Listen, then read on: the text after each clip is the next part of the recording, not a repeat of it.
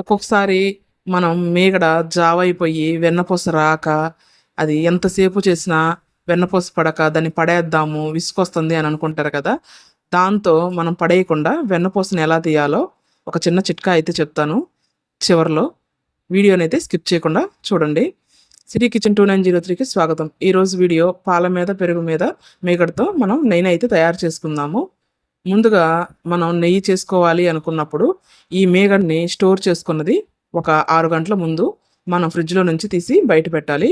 పూర్తిగా కూలింగ్ తగ్గితేనే వెన్నపూస అనేది మనకు ఒక 10-15 నిమిషాలకి ఈజీగా పడిపోతుంది. ఇలా ఒక గిన్నెలోకి తీసుకొని ఆ మీగడని మజ్జిగ గుత్తుతో కానీ ఇలా బిట్ దాంతో కానీ ఒక 15 నిమిషాలు ఇలా కలుపుకుంటే సరిపోతుంది. ఈజీగా వెన్నపూస అయితే మనకు వస్తుంది. ఇప్పుడు కూలింగ్ వాటర్ని పోసుకోవాలి. మనం వెన్నపూస తీసే ముందే ఫ్రిడ్జ్లో పెట్టుకుంటే సరిపోతుంది. ఇలా కూలింగ్ వాటర్ పోసుకున్న తర్వాత ఒక 5 మినిట్స్ అయితే మళ్ళీ బాగా కలపాలా. ఇలా కలపటం వల్ల వెన్నపూస అయితే దగ్గరకు వచ్చేసి గట్టిగా తయారవుతుంది.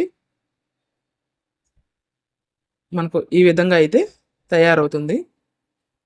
ఈ వెన్నపూసని మనం ఒక కళాయిలోకి తీసుకోవాలి.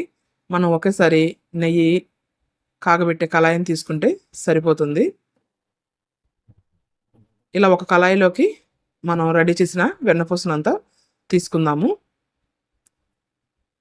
మనం ఇలా తీసుకున్న తర్వాత మళ్ళీ ఇందులోకి చల్లటి వాటర్ని పోసుకొని ఒక 2 సార్లు అయితే ఈ వెన్నపూసని క్లీన్ చేసుకోవాలి. ఎందుకంటే మనం ఒక 10-15 రోజులు మీగడని ఫ్రిడ్జ్లో స్టోర్ చేస్తాం కాబట్టి లైట్గా స్మెల్ అనేది వస్తుంది.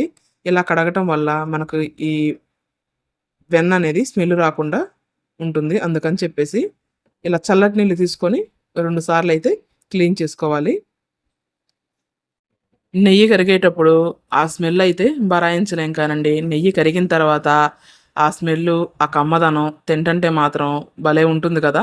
ఇలా ఎంతమంది కనిపిస్తుందో కింద కామెంట్ అయితే చేయండి. స్టవ్ వెలిగించుకొని ఈ కళాయిని పొయ్యి మీద పెట్టి మీడియంలో అయితే బాగా కలుపుతూ ఉండాలి. మనం హైలో పెట్టామంటే నెయ్యి పొంగిపోద్దండి. అలాగనే సన్నసెగ పెట్టామంటే ఈ మీగడ తొలకలుండి అడుగంటుతూ ఉంటుంది. అందుకని చెప్పేసి మీడియంలో పెట్టి దీన్ని ఒక 10 నిమిషాల దగ్గరుండి బాగా కలుపుతూ ఉండండి. నెయ్యి అనేది మనకు ఎర్రగా గోల్డెన్ కలర్లోకి వస్తే మనకు నెయ్యి అయితే మంచిగా స్మెల్ వస్తా బాగుంటుందండి. అలాగనే సరిగా కాకపోతే పచ్చి వాసన వచ్చి నిలవ ఉండదు, అసలు బాగోదు. మనకు ఈ విధంగా అయితే కాగితే నెయ్యి అయితే రెడీ అయిపోయినట్టే. మనం స్టవ్ ఆపేసేసుకొని ఈ నెయ్యిని అయితే మనం వడగట్టుకోవాలి. గసి పక్కకు వచ్చేస్తుంది. మీకు ఒక చిట్కా చెప్తానన్నాను కదండి. మనకు మేగడి జావ అయిపోయి వెన్నపూస పడనప్పుడు ఆ మేగడిని కలుపుకుంటూ గోరువెచ్చటి నీళ్లు పెట్టుకొని కొంచెం కొంచెంగా పోసుకుంటూ మేగడిని కలుపుకోవాలి. అప్పుడు మేగడిని కలుపుకుంటూ ఉంటే లైట్గా వెన్నపూస పడుతుందండి. లైట్గా పడిన తర్వాత అప్పుడు చల్లటి నీళ్లు పోసుకొని ఒక 10 నిమిషాలు కనుక్కున్నారంటే మనకు వెన్నపూస అయితే వస్తుంది. ఒకసారి ట్రై చేయండి. ఈ చిట్కా మీకు వర్కౌట్ అవుతే ప్లీజ్ కింద కామెంట్ అయితే చేయండి. చూసారు కదా, నెయ్యి అయితే రెడీ అయిపోయింది. తెల్లారికి ఇలాగ చక్కగా పోసుగా రెడీ అవుతుంది నెయ్యి అయితే.